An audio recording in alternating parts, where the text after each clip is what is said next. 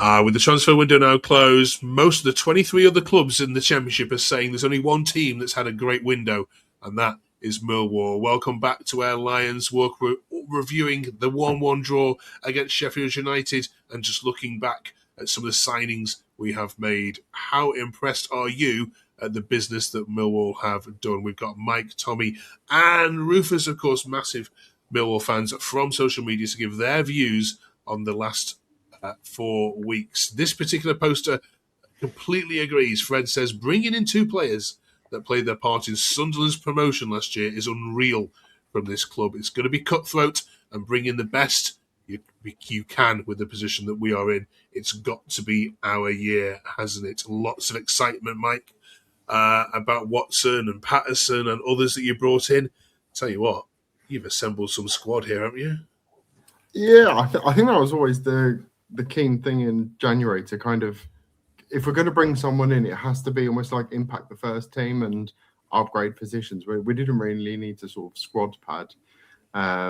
So bringing in people like Crocom's played, I think he's a shot stopper, which is first and foremost what you want. But we'd only ever brought in someone's backup. So I think by going for someone like Patterson, you're just kind of raising the level of the team. And I think left wing was always a position that Ballo was doing brilliantly for,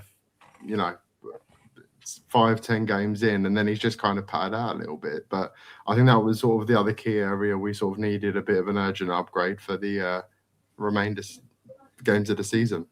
Yeah. Let's try and take them in chronological order, shall we? Then, Rufus, welcome to the show. Thanks so much for helping us out with this week. Barry Bannon was, of course, brought in last week and made his debut, obviously brought on in the second half of that game against his mortal enemy, the Blades. I'm sure he got a very hot reception. What's he going to give you that you haven't already got? Some people, some fans have been a bit confused by this one, saying actually, he's 36 and our midfield actually isn't that bad.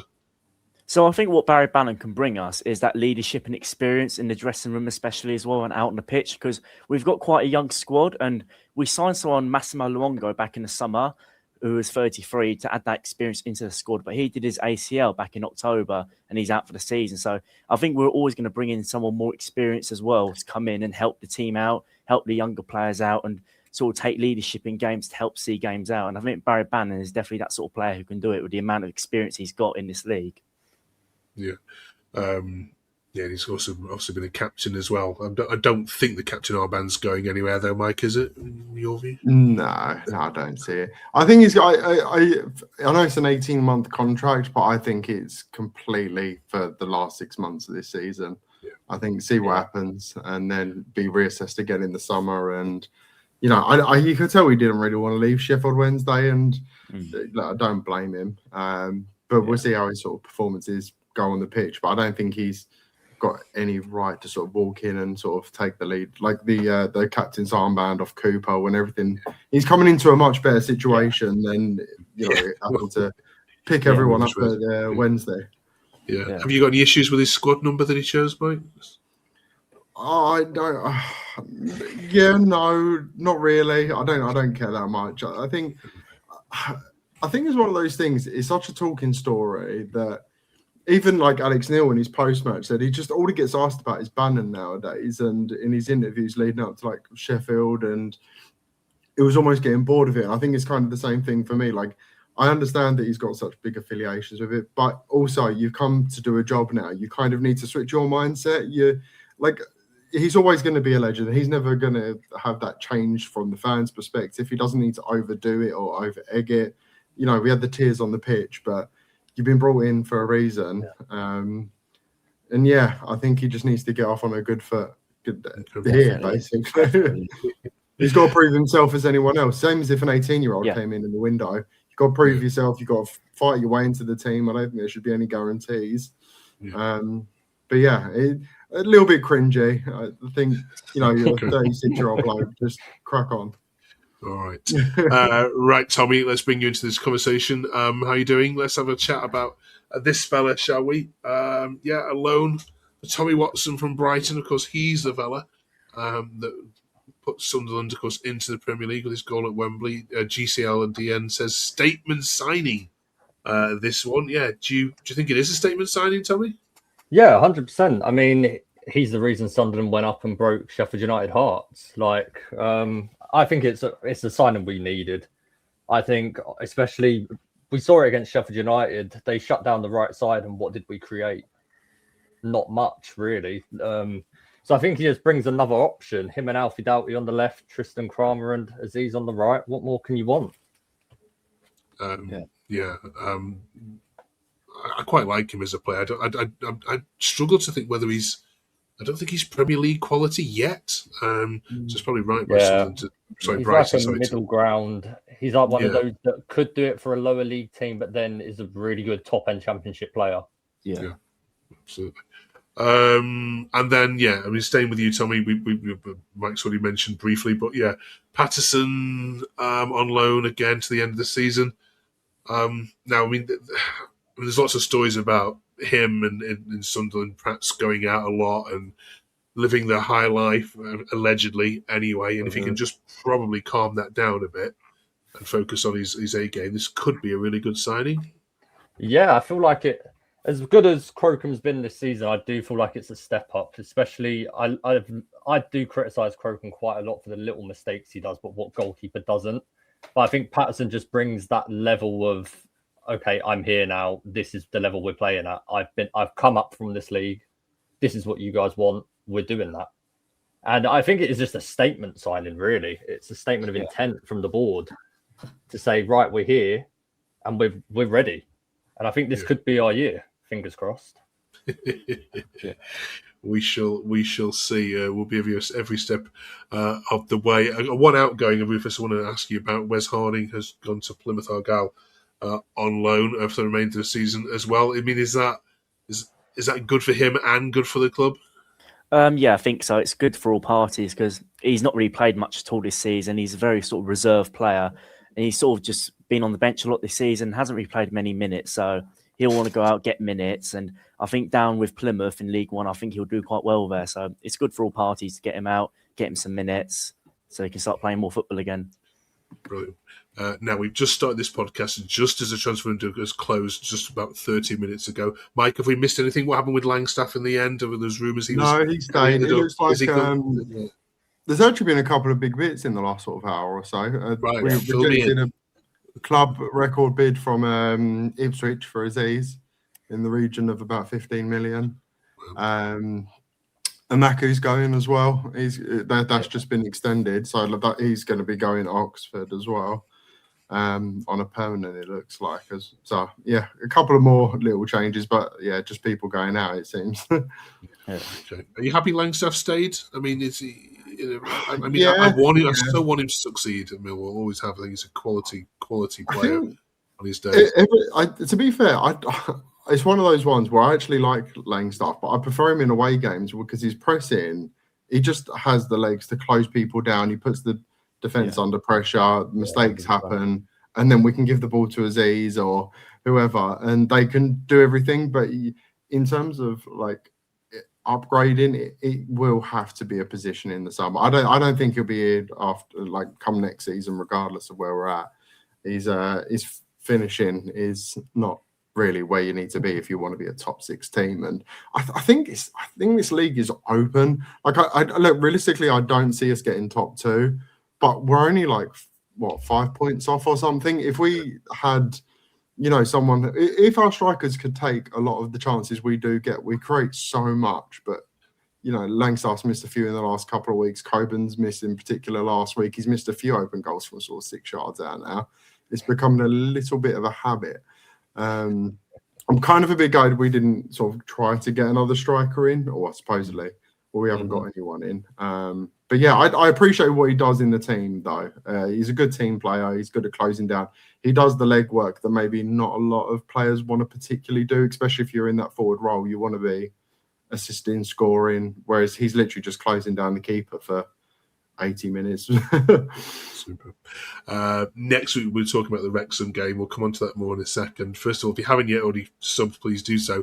We're growing a nice little community here. 15, 20 minutes of Millwall chat every single week. There's longer 50-minute pods you can listen to, which are doing a fantastic job as well. But if you just want short-form content and can squeeze 20 minutes in a week, delighted to have your company every single Monday.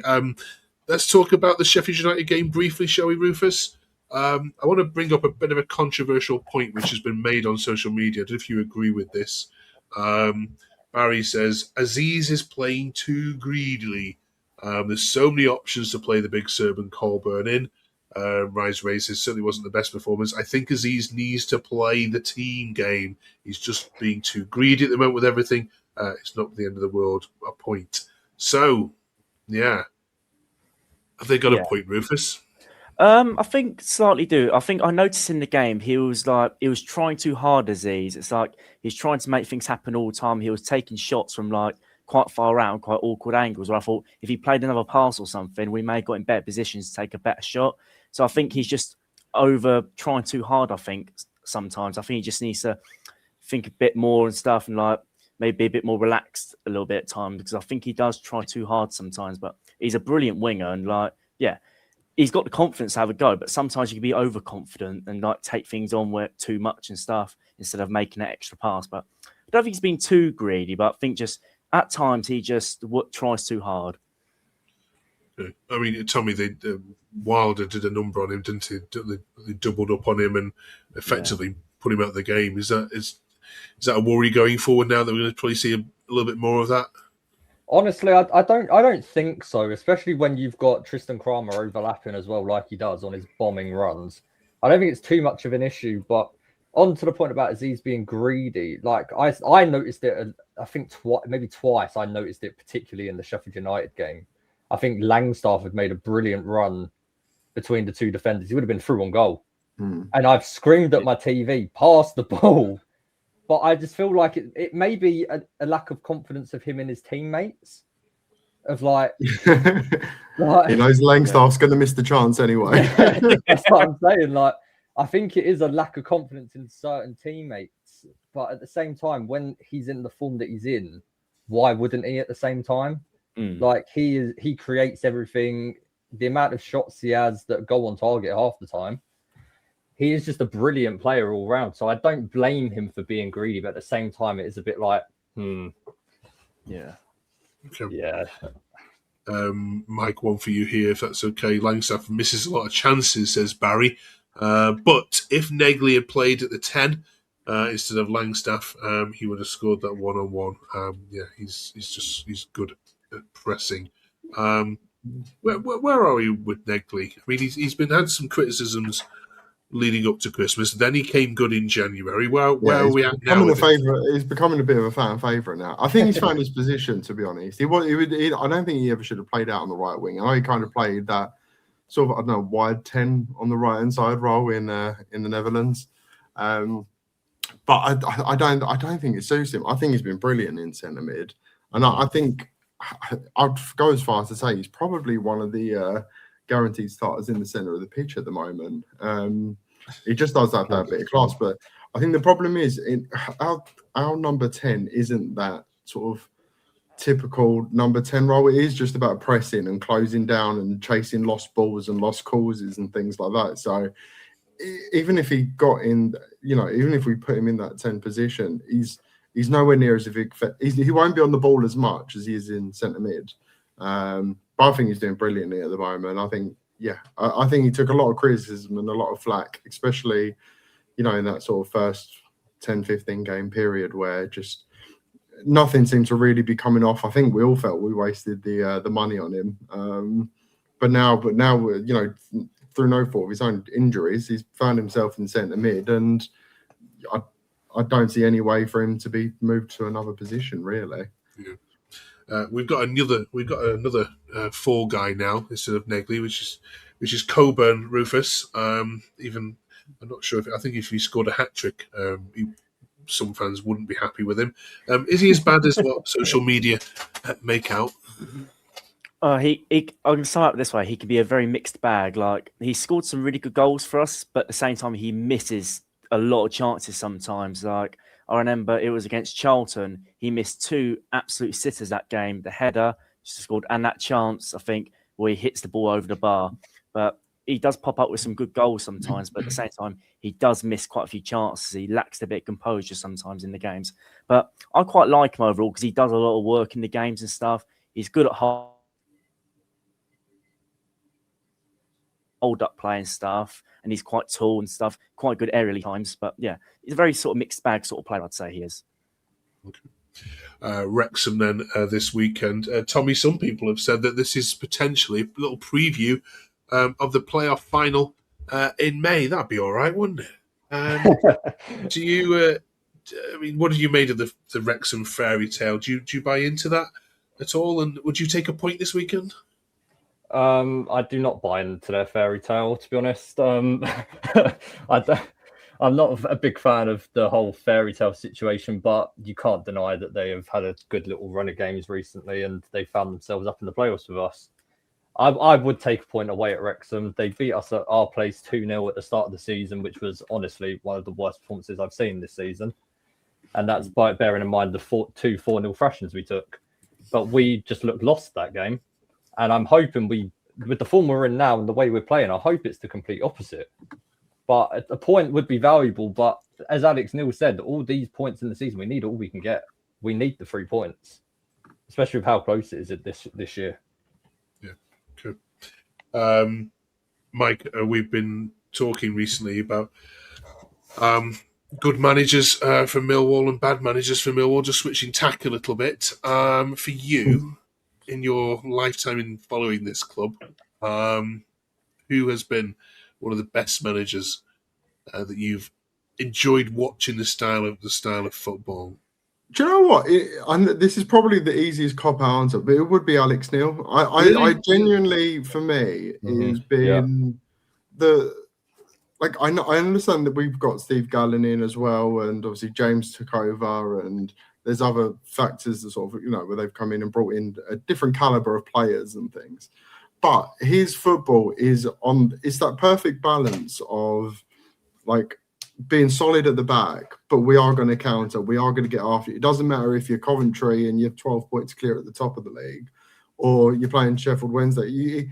He doesn't ever sit back. If we're 1-0 up, he always wants to get a second. And I think for so long, we've kind of always had that sort of small dog mentality where we just, we're playing above our stanchion and, we just got to stay in the league and that's all we're good for sort of thing. Whereas he's kind of changed that focus now to be no, I think a draw was fair at the weekend, but we never tried to settle.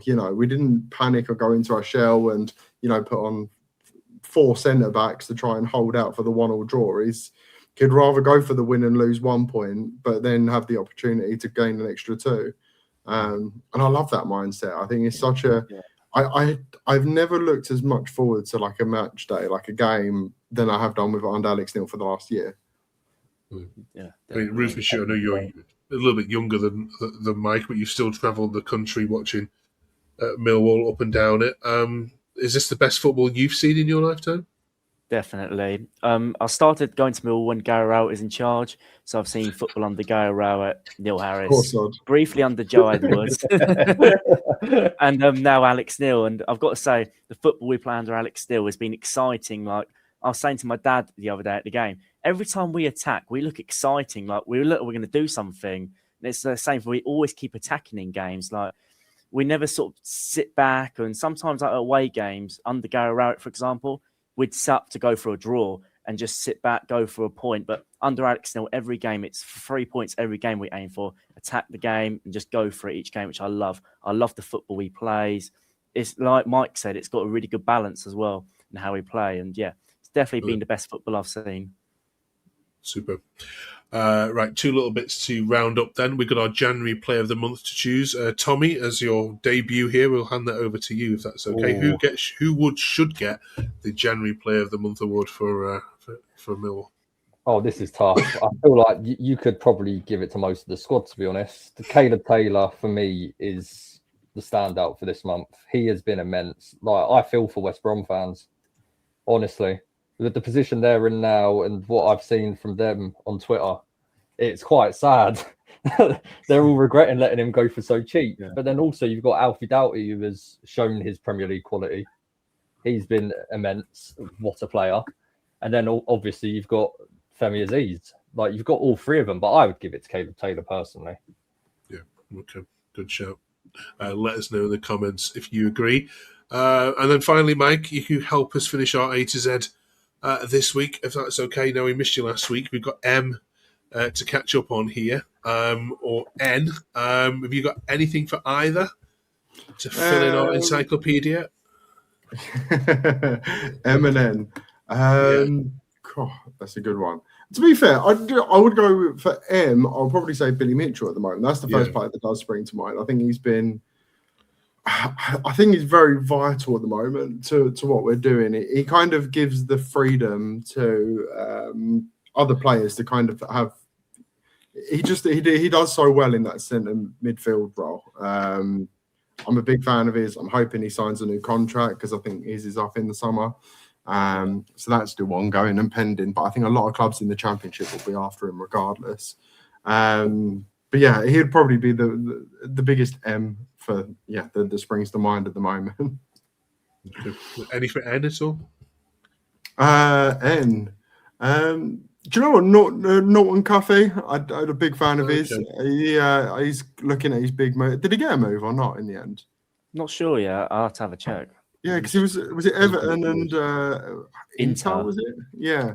I thought it was brilliant when we had him, and I'm gutted that we didn't manage to get it. It seemed like an offer was there, and it all fell through for one reason or other. Obviously, Harris came in and dropped him for Leonard, which worked out brilliantly. To be honest, the fact that we managed to stay up, but yeah, he's a bit of a one that got away that I think we actually had a realistic chance of getting a couple of years ago.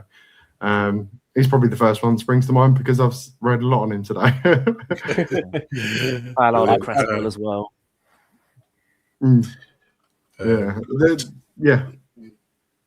Now, next week, they're going to run into a bit of a brick wall as we reach the letter O in our alphabets. Looking for a Millwall player beginning with O. Might be tricky. Oh, we've got one already. So join us for that next week. We were allowed to have overhead kicks in for this debate as well. So if you can think of a player who's scored an amazing overhead kick for Millwall in a game of some significance, let us know in the comments. We'll read some of these out next week as we head into the letter O. And then God knows what we're going to do for Q in a couple of weeks, but we'll think about that when we get there. All right, good luck against Wrexham this weekend. Going to be hopefully going to be quite an entertaining watch. Two attacking sides who like to go and score goals. This is not going to end 0-0. You heard it there first. We'll see you then back here next week. Thanks for watching. Drop us a sub and subscribe. Great to be in your company once again.